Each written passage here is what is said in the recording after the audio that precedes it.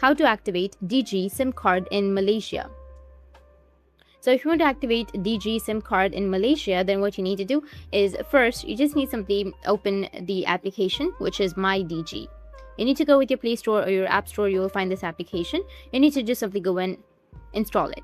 Now once you install the application, just simply tap on open, go with start, which will be in the bottom, and here you need to enter the phone number. Go with activate SIM, which will be at the bottom.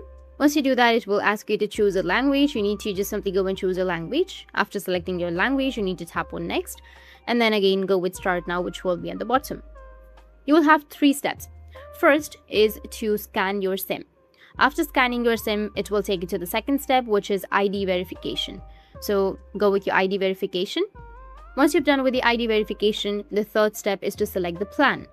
And after selecting your plan, you'll be able to activate your Digi SIM card in Malaysia. That's it, and if you have any questions, feel free to comment below. Thanks for watching.